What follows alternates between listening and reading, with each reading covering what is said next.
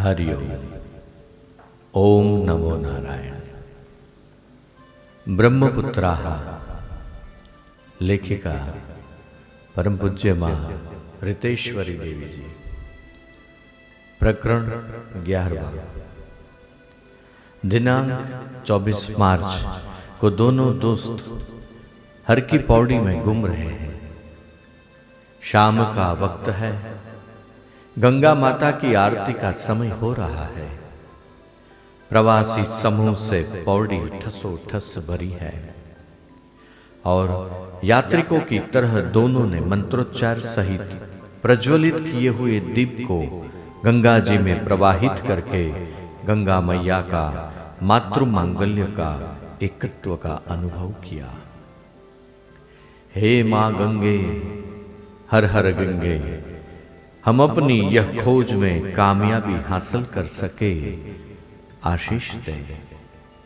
आप लोक माता हो, सबको धन धान्य से समृद्धि करती हो, सही मायने में जीवन हो, अमृत संजीवनी हो, सगर पुत्रों की उद्धारक हो, हमारे लक्ष्य में सफलता प्राप्त हो, ऐसा आशीष दे हे मां गंगे।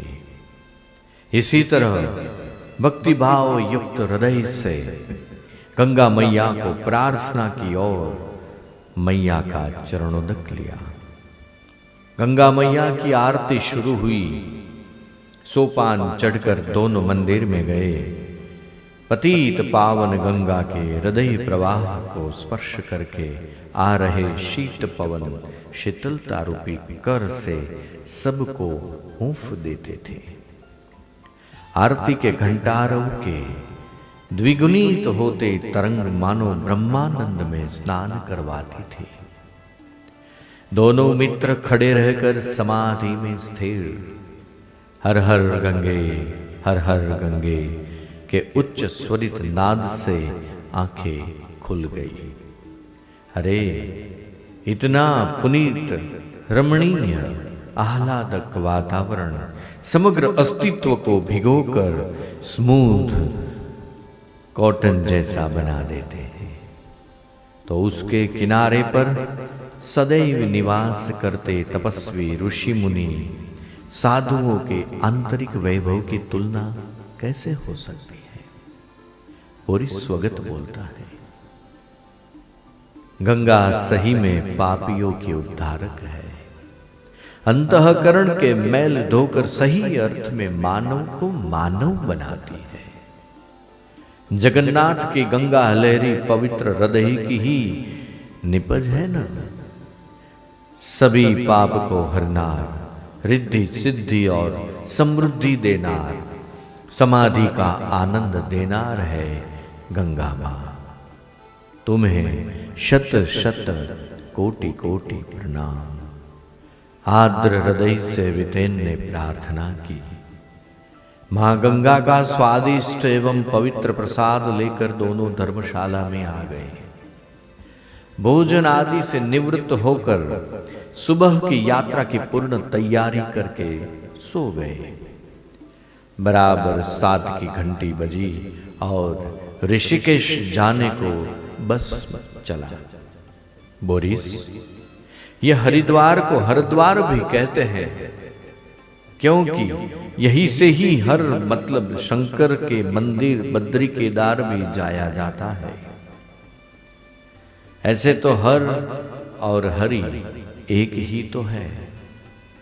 अतः हरिद्वार या हरिद्वार हिमालय के अफाट वैभव साम्राज्य का प्रवेश द्वार है।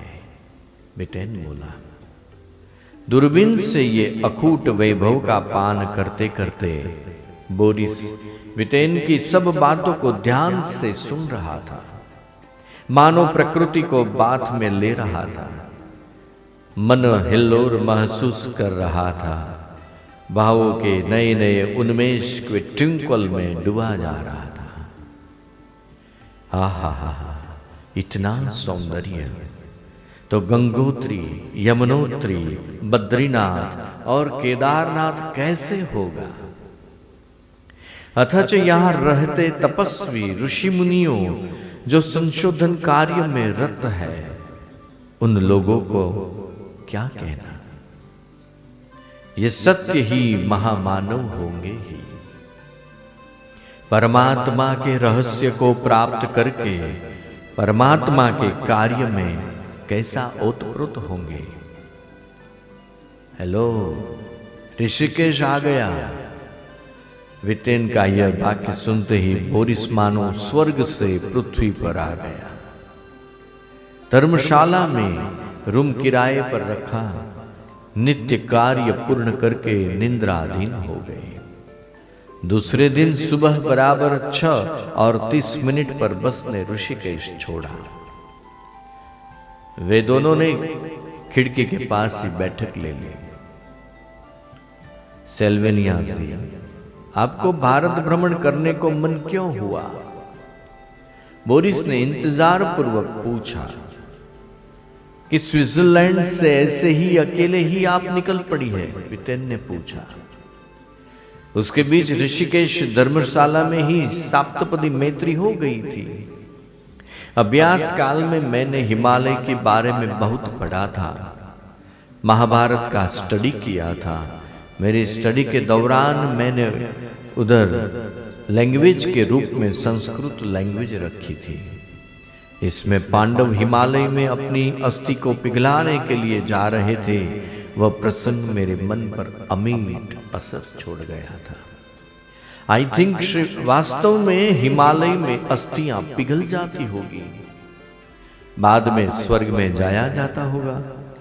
वह भी सदेह युधिष्ठिर और उसका डॉग सच में ही सदेह स्वर्ग में गए हैं या नहीं? ऐसे ऐसे कई विचार के वमल मेरे मन में उठते रहते थे। अतः भारत भूमि तथा हिमालय का रहस्यमय आकर्षण मुझे यहां खींच लाया है। आपको भी भारत का नगाधिराज हिमालय रौंदने का आकर्षण क्यों हुआ? एनक को ठीक करती सिल्वेनिया ने पूछा।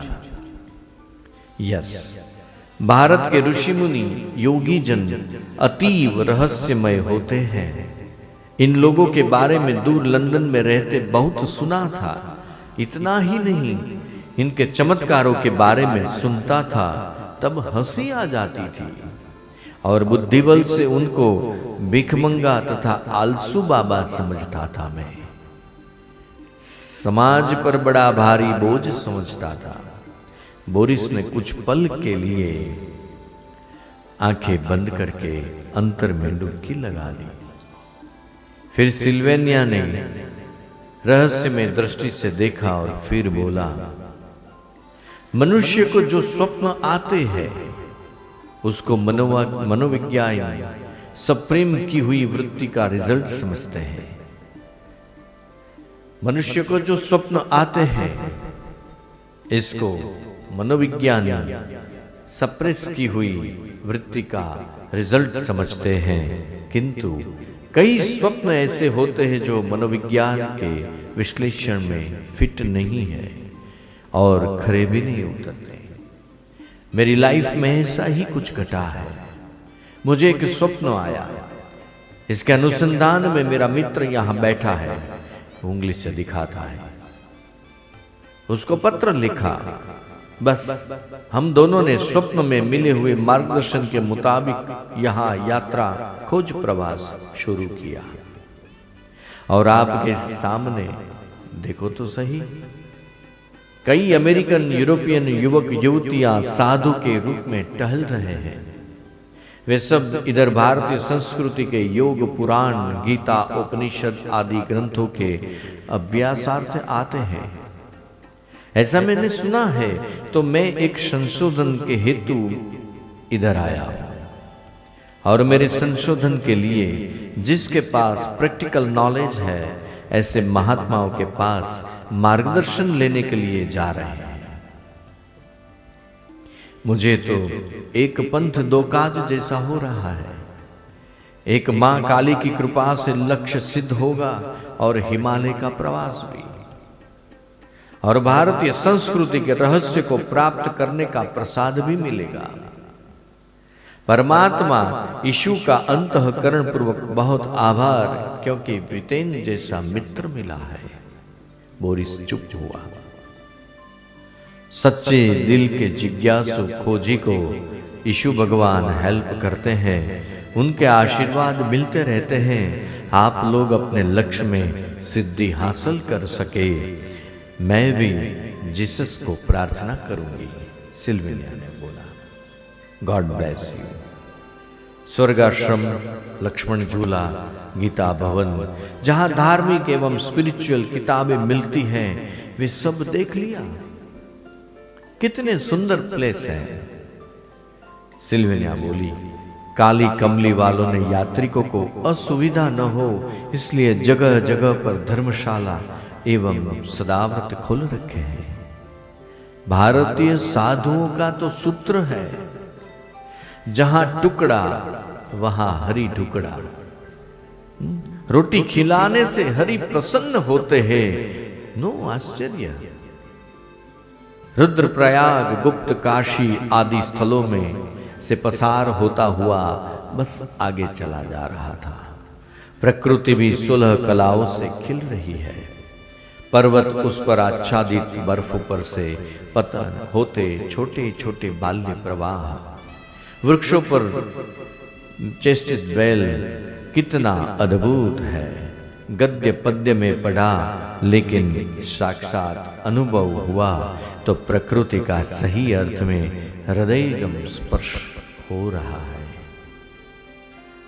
सिल्वेनिया ने अपने हृदय के भाव व्यक्त किए। उत्तरकाशी आ गया, वहां से अलग हो गई। वह सिल्वेनिया वहां से अलग हो जाती है। दोनों मित्र पुरुषोत्तम स्वामी के आश्रम में रुक जाते हैं। फ्रेश हुए, आश्रम अधिष्ठाता सह सत्संग किया, अगम निगम की अगम्य कहानियां सुनी। बोरिस सड़क हो गया।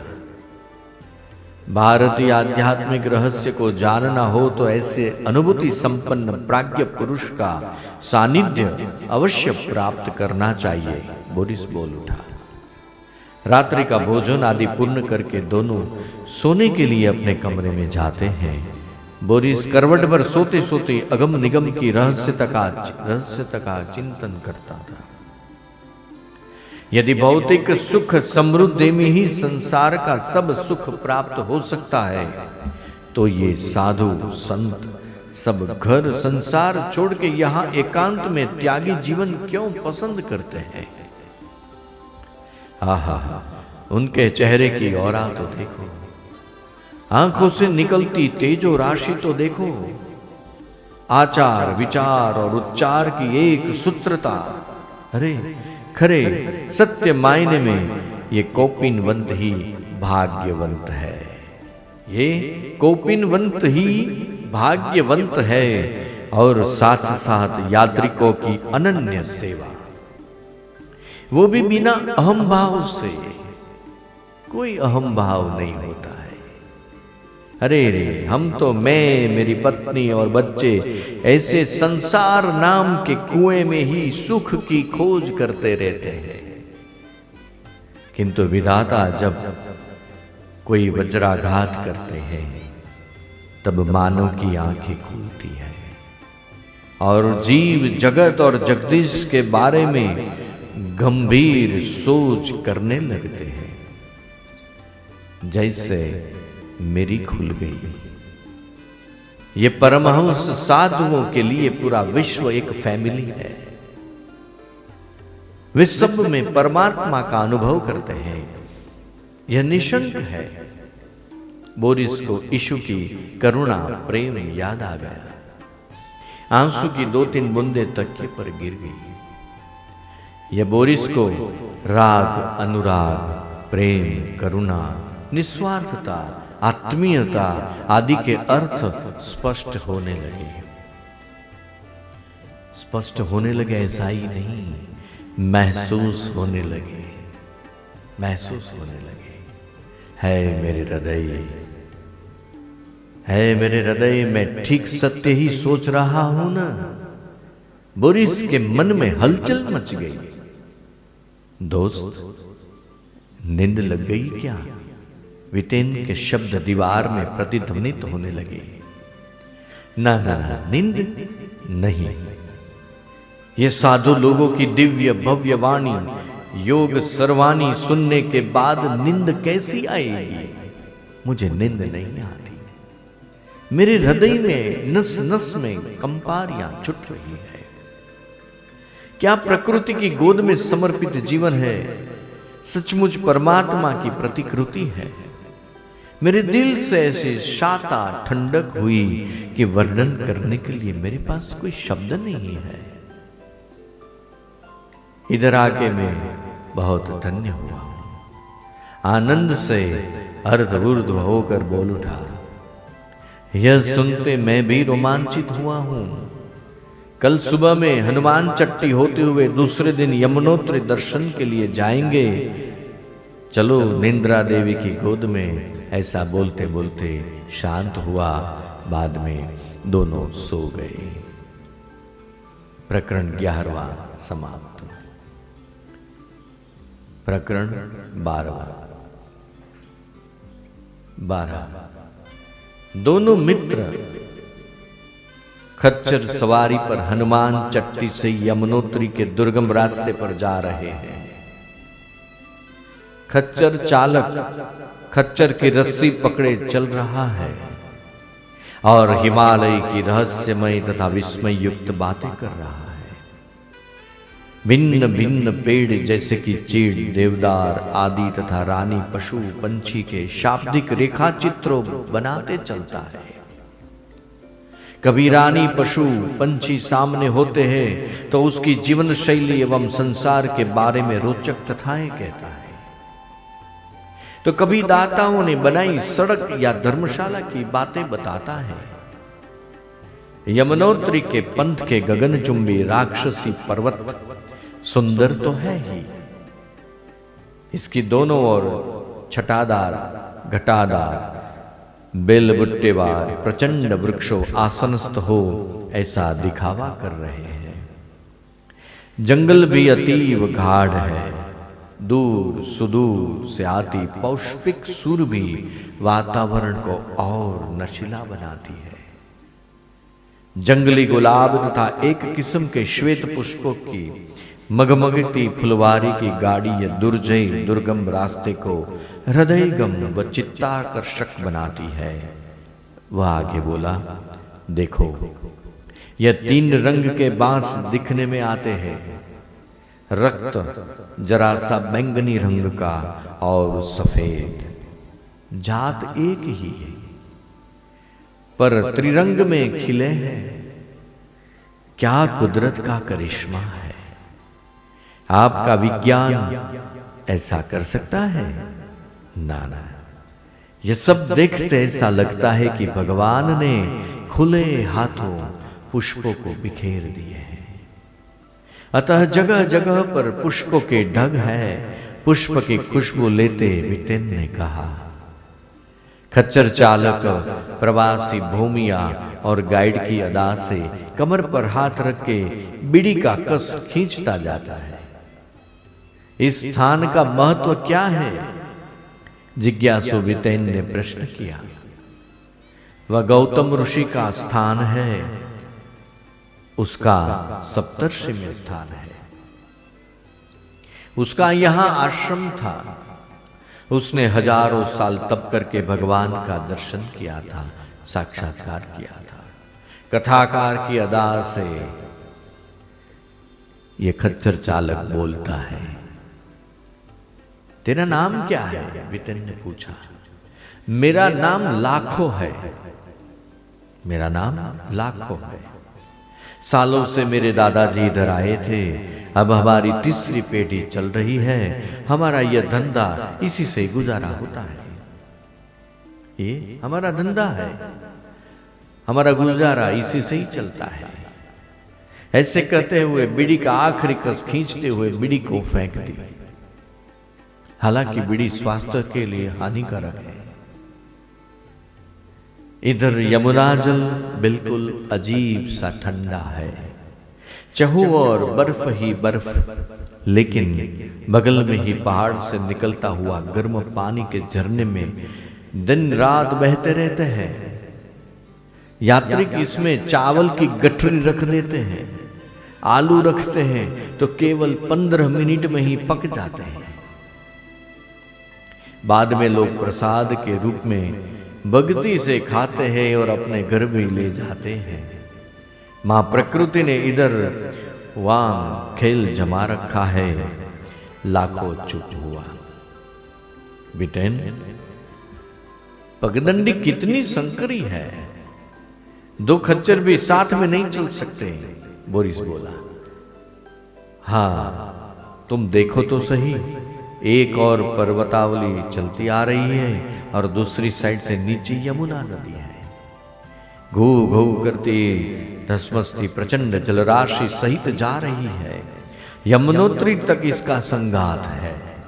देख कैसे अपना सिर अदा से टकराती है। पर्वत भी इसकी घू घू आवाज को प्रतिध्वनित करते हैं। कैसा ताल देते हैं।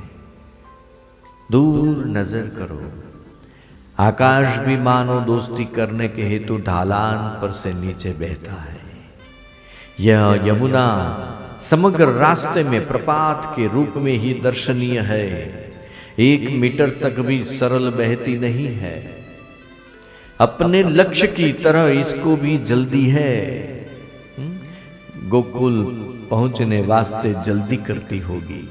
उसको गोकुल जाना है नहीं यमुना जी को। इसकी फेन में गौतम ऋषि के तपोपुंज दिखता है। मानो हिमालय तनया गंगा को मिलन हेतु सुध बुध खो बैठी है। पीछे मुड़ के देखती ही नहीं है। अवकाश ही कहां है पीछे मुड़ने का। यह मस्तिखोर यमुना मानो प्रकृति के अनेकों चमत्कारों में रंगपुर के चमत्कृति भर रही है। थोड़ी देर खड़े रहे और प्रवास आगे चला। ओह बोरिस देख, उल्टा सर करके ये सब नन्ही जलधाराएं शीर्षासन करके यमुना में मानो कूद रही है। वितिन ने कहा, हाँ अरे सी दैट साइड, बड़े बड़े जलप्रपातों मृग की तरह हिंकते हिंकते बड़ी बड़ी छलांग सहित यमुना को मिलने के लिए हरण की तरह कूद रहे हैं। बोरिस बोला, अरे यूं देख बोरिस, इधर इधर जटाजूट योगी समरुक्ष पर्वत कभी भयानक तो कभी सुंदर दिखते हैं, कभी रौद्र तो कभी सौम्य दिखते हैं। यह प्रकृति की झलक है। रौद्र भी है, सौम्य भी है, ये प्रकृति है। बीच में ही बोरिस ने बोल डाला, अब यमुना छोटी लकीर जैसी दिखती है, मानो जल का एक लिसोटा रह गया। विटेन बोला, हाश 13 मील का प्रवास पूरा हुआ। यमुनोत्री आ पहुंचे। दोनों बोल उठे, हम यमुनोत्री पहुंच गए। कैसा अपूर्व यह स्थल है, इसका मूल उद्गम कहां होगा? बोरिस ने पूछा। यात्रिक इधर तक ही पहुंचते हैं, लाखा ने कहा। जन्मस्थान इधर ही समझते हैं। पहले ऋषि मुनियों गौतम गोरखनाथ आदि की तो यह तपोभूमि है। अतः जमुना मां हमारा लाखों प्रणाम तुम्हें। लाखा ने नमस्कार किया। बितेन खच्चर से नीचे उतरकर मिट्टी को मस्तक पर चढ़ाता है। बोरिस उसको अनुसरता है। जय यमुना मैया तेरी जय हो कहते दोनों ने अपने हृदय का आनंद व्यक्त किया। यह गुनगुना गंधक वाला जल का झरना है। यह मार्कंड ऋषि की तपस्थली है। लाखों यह सब दिखा रहा था। उसी ही समय देखते देखते कई सवारियां आ पहुंची। यह श्रद्धावान यात्रिकों को देखते ही, हे चिरंतन हिम अटल हिम, हम भी आपकी तरह अटल हो के हमारे लक्ष्य को हासिल करें। वितेन ने मन में ही प्रार्थना की, अरे ओ वितेन, तुम यहां कहां से? कहते हुए उसके प्राथमिक शाला के शिक्षक लाबू दादा ने टहुका किया। मैं और मेरे दोस्त बोरिस जो लंदन से आया है, हिमालय की यात्रा के लिए हम लोग निकले हैं, मितेन ने कहा।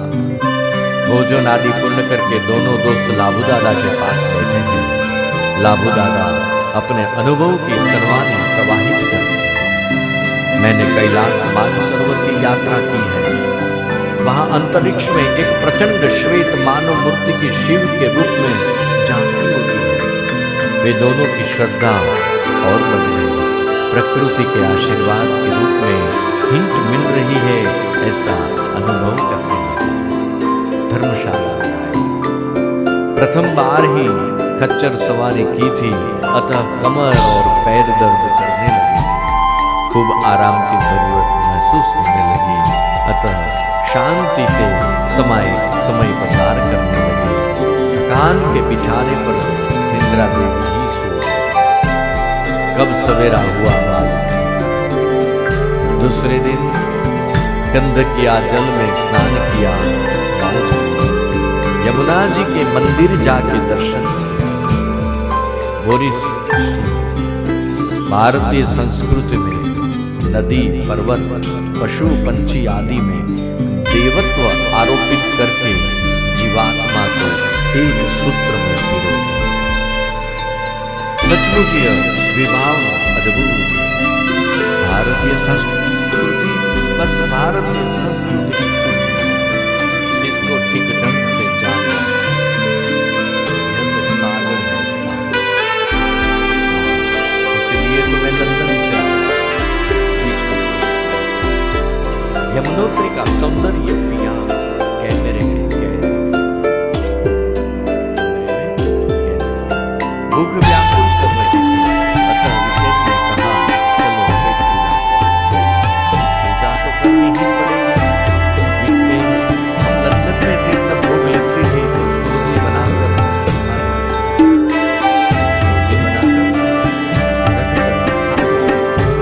तुमने ही मुझे सिखाया था।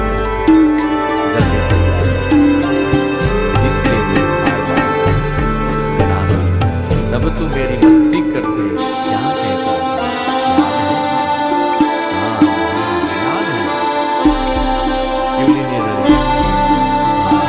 आधे से सूजी लेकर खा ले क्या सूजी को पेट में पहुंचाकर कमर पैर दर्द करती थी, पेन किलर लेकर आई।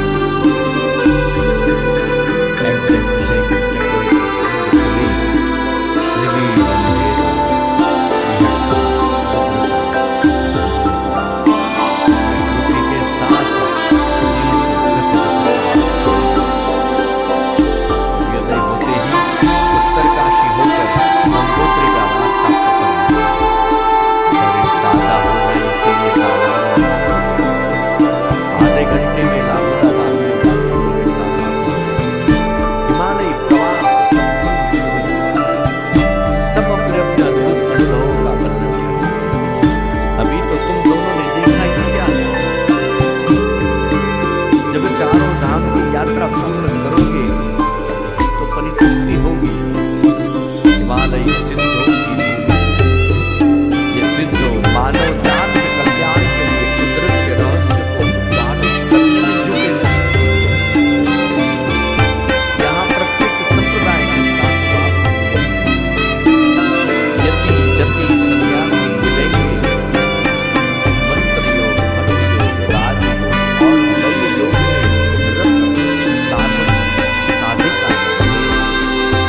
तांत्रिक तथा अनुभवी भी मिले। संशोधक विज्ञानी तथा ट्रैकिंग करते विद्यार्थी भी मिलेंगे। तो उस अनुभवी व्यक्ति की तरह लाबू दादा बने।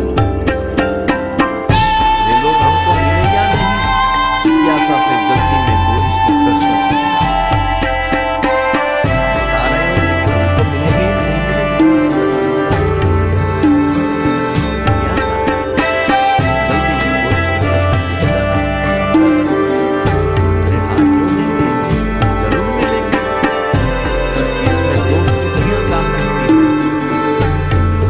अभी तो कलयुग चल रहा है।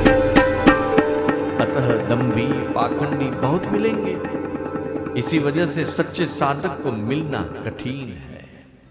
हमारा नसीब साथ देता है तो ये खुद सामने से ही आ जाते हैं। हमारा नसीब अगर हो तो यह है सिद्धों की भूमि हिमालय। काशी के गंध बाबा विशुद्धानंद जी को यह बड़ा लाभ मिला था।